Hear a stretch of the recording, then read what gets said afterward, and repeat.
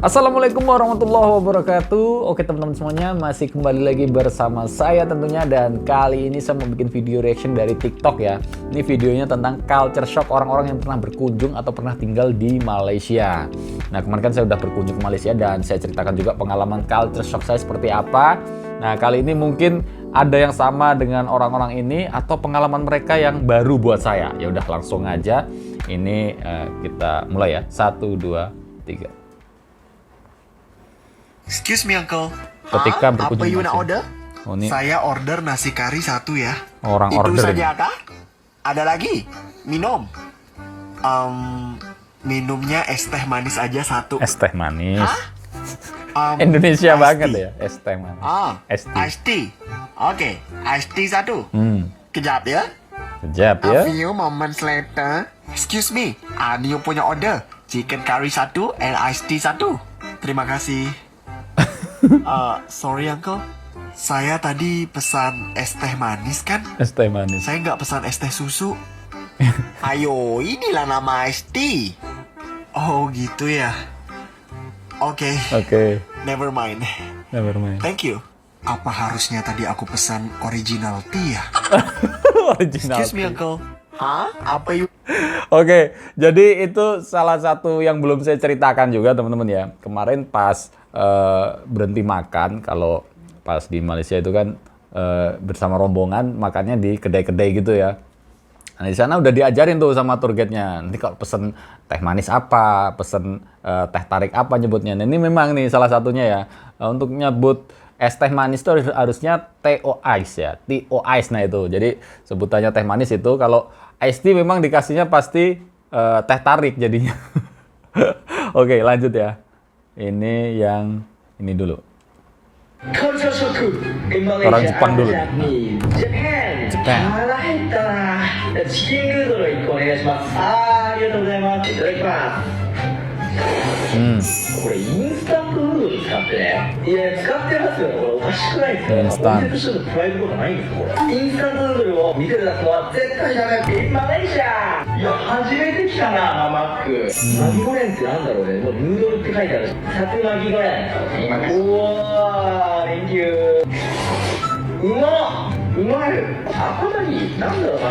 Oh, Maggi curry.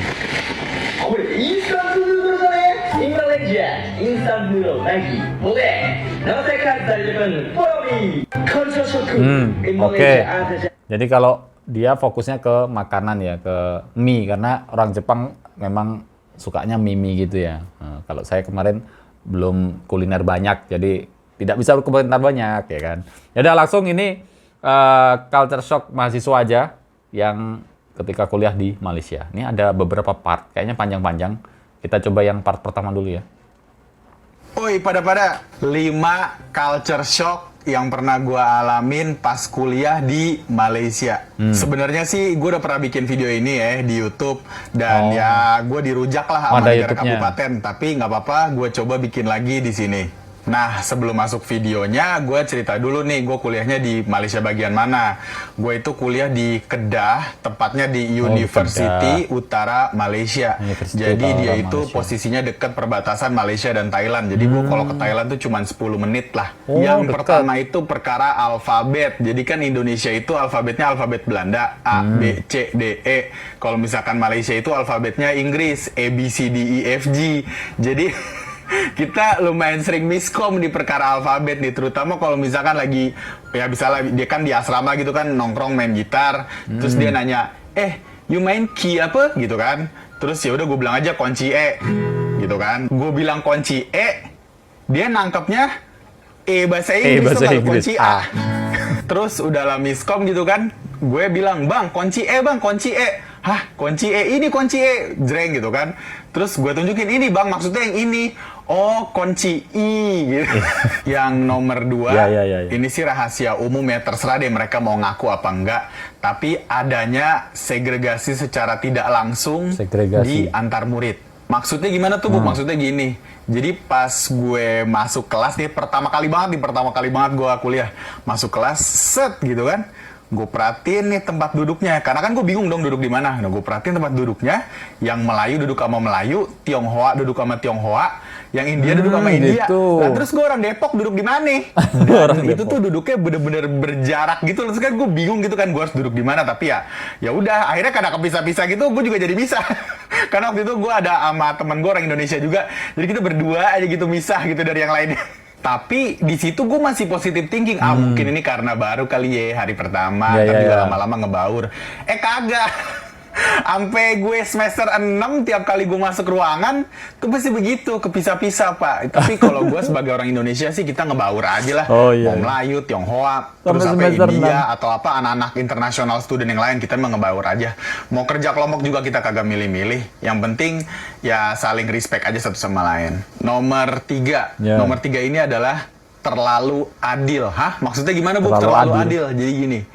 Awalnya Apa gue tuh? kira ini bukan kultur gitu karena mungkin cuman sekali kejadian gitu kan, tapi sampai ada 3 kali insiden yang kayak gini juga gue ngerasa kayak oh ini jatuhnya kultur nih. Ceritanya gini, jadi ada satu kedai nasi lemak, enak banget. Gue ngomong kayak mursid tuh barusan. Pokoknya enak deh, gue suka banget makan di situ ya. Jadi dia tuh nasi lemaknya, aduh kalau gue ngasih clue-nya ketahuan lagi. Ya pokoknya enak deh nasi lemaknya. Terus dia tuh buka ya dari siang sampai malam lah gitu. Dari siang makan siang sampai malam. Pokoknya anak-anak tuh pasti makan di situ deh gitu pada zamannya. Nah gue pun ke situ siang-siang gitu kan. Pas gue dateng, tahu-tahu tuh kedai nasi lemak tutup. Gue tanya dong, Kak kenapa tutup kan saya mau beli? Oh iya, kita pindah jam buka. Hah? Jam bukanya gimana tuh? Jadi kita buka malam saja, Dek, gitu. Hah? Buka malam saja? Emang kenapa, Kak? Iya, pihak kantinnya nyuruh kita buka malam aja. Karena kalau kita buka siang, takut nanti yang toko-toko lain nggak laku. Lah, kok begitu? Nggak laku bukan urusan pihak kantin nggak sih? Itu mah udah masing-masing toko gitu Iya, kan. iya, iya. Nah, itu kasus pertama tuh. Ini sekarang kasus kedua. Kali ini korbannya kedai Siam, kedai Thailand gitu kan. Nah, ada di kantin juga di deket salah satu fakultas. Pokoknya ini rame banget. Bukannya siang doang bahkan. Bukannya pagi ke siang lah. Sampai pokoknya jam-jam 3 tuh dia udah tutup. Pagi ke jam 3. Gua waktu itu pengen makan di kedai Thailand ini. Dia jualan cambo. Cambo tuh baksonya Thailand. Wangi deh pokoknya kalau baksonya Thailand tuh. Gue pengen makan tuh. Gue datang ke kantin yang ada si kedai cambonya ini. Gue datang, tek. Udah nggak ada tuh. Udah nggak ada, bener-bener hilang. Lang. Tapi gue nanya orang sekitar situ, nggak ada yang tahu dia kemana. Sampai akhirnya beberapa hari kemudian, apa beberapa minggu kemudian gitu, gue lupa. Gue nemu lah dia di kantin yang lain. Ya kan, oh gue seneng banget. Langsung gue samper tuh kedai Thailand. Gue belilah, set. Pas gue beli, gue nanya sama si akaknya. Kan kalau misalkan Thailand Selatan, orang Thailand Selatan gitu ya, yang perbatasan Malaysia, dia bisa bahasa Melayu. Nah, gue nanya deh sama orang Thailand Selatan ini, Kak, kenapa pindah? Terus jawabannya dia gini doang, ya biasalah gitu. Jadi gue sekarang udah paham Oh, nih. gitu. Jadi kayak kalau ada yang terlalu mencuat, lu nggak boleh tuh gitu. Oh, harus ada adil. contoh lagi nggak, Bub? Ada. Ini yang ketiga nih. Jadi temen gua, tapi kalau ini belum sempet jualan, baru mau jualan. Jadi temen gua kepikiran buat jualan nasi Padang tuh di kampus, ya kan, karena temen gua orang Minang Palembang itu campuran. Nah, dia datanglah ke sebuah kantin. Makci, Aina buka kedai nih Kak sini gitu. Terus kata makcinya, oke, kedai apa? Terus dia bilang lah, nasi Padang. Oh, tak boleh. Hah? Kok nggak boleh, Makci? Ya, kalau jualan yang lain boleh, tapi kalau nasi nggak boleh. Jadi kalau di sini nggak boleh sama. Nah, kalau kali ini kejadiannya belum jualan, udah nggak boleh duluan nih Pak. Jadi maksud gue, oh berarti emang kalau di sini tuh semua harus kayak sama rata gitu. Ya gimana ya? Gue terbiasa di Indonesia yang kalau nggak laku lo berkompetisi sih. Berkompetisi, Jadi kalau bener. nggak laku tuh ya lo berinovasi sampai akhirnya jadi laku gitu lo, nggak perlu laku by system. Jadi Laku ya by nggak tahu lah, ini system. culture shock juga buat gue sih. Nah, nextnya yang nomor 4. Kalau ini culture shock yang positif sih sebenarnya. Iya. Jadi kalau di Malaysia itu, ya gue nggak bisa ngomong Malaysia sih ya. Di Kedah, di Universiti Utara Malaysia tepatnya, dosen-dosennya mudah digapai. Jadi bener-bener Udah diajak at least di jurusan gue ya, gue bener-bener ngerasain kayak dosen tuh bisa diajak diskusi banget gitu loh. Kan gue sharing session lah sama teman-teman gue di Indonesia gitu kan. Wah gila Bub, di sini mau nanya perkara tugasnya tuh kayak sombong-sombong banget di WA, susah bales dan segala macam. Wah, kalau misalkan di situ tuh international student tuh ya mereka tahu lah kita tuh bawa duit gitu loh ke negara mereka. Jadi gue tuh bener-bener dia bukan dianggap raja juga, enggak, cuman maksudnya setidaknya diperlakukan layak lah gitu. Jadi dosen-dosennya tuh baik-baik banget, apalagi pas skripsi nih, lo bayangin kan kalau misalkan anak-anak Indonesia kan bawa-bawa makanan atau apalah buat supaya mereka mau ketemuan atau apa. Ini kan gue nyoba hal yang sama ya. Saking paniknya nih gue kalau misalkan skripsi nggak jadi atau apalah, gue kasih gamis apa pokoknya rendang dan segala macamnya gue bawa. Nah terus dosennya tuh sampai bingung.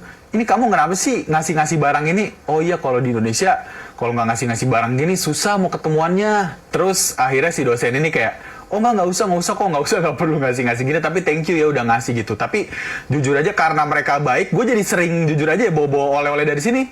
Kayak waktu gue kelulusan tuh lecturer gue kasih kopi Indonesia yang kayak gitu-gitu. Jujur aja gue tuh jarang banget ngomong kayak, gue malas nih ke kelas gara-gara dosennya kayak gini. Gue tuh jarang banget karena mostly gue bener-bener nyaman. Jadi gue emang kuliah tuh nyaman dan emang jadi bikin semangat gitu buat masuk kelas. Sekarang yang terakhir nih, ini gue bukan culture shock jatuhnya ya, teknologi shock. Jadi canggih banget nih, perkara paket data. Jadi kan kalau di Indonesia kalau lu nggak ada paket data, lu assalamualaikum kan, lu nggak bisa ngapa-ngapain. Iya benar. Nomor lu cuma bisa buat telepon sama SMS. Nah kalau di Malaysia ya at least era gue lah. Gue pakai Maxis ya sama Selcom waktu itu. Kalau nggak ada paket data, lu tetap bisa WA. Gila nggak? Jadi gue tuh bener-bener jarang banget beli paket data karena kalau cuman buat ngechat-chatan itu udah bisa. Yang penting kartu lo aktif aja.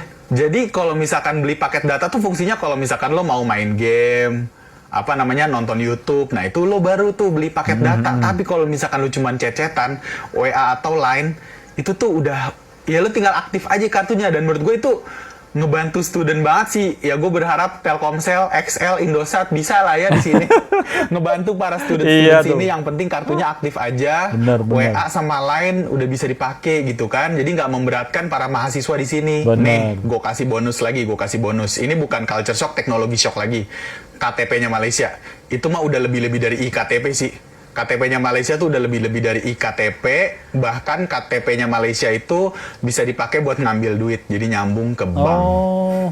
Gue nggak tahu deh kapan Konoha bisa jadi kayak gitu, tapi kalau sama negara kabupaten aja kita kalah, aduh, kita harus step up sih guys. Ya, segitu aja culture shock-nya. Ini gue berdasarkan pengalaman pribadi. Kalau ada yang nggak seneng, ya oke lah, fine, nggak ada masalah.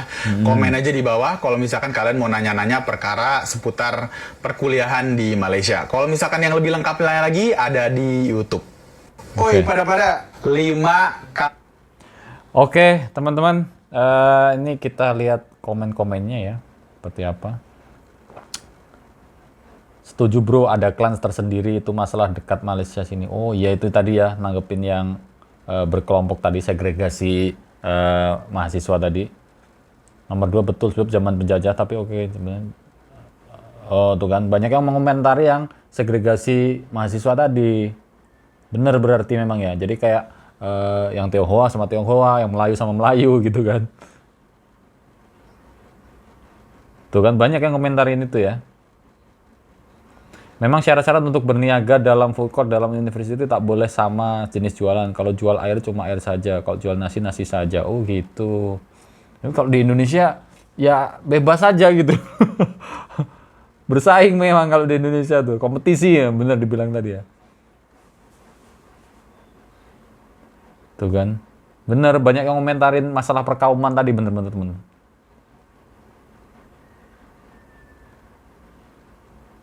Nah, bener tuh.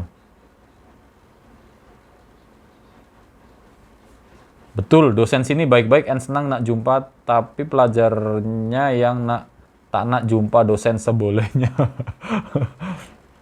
Oke, itu ya. Oh ini ada satu lagi. Sistem pemerintahan Inggris yang menjadikan kami dipecah-pecah. Oh iya.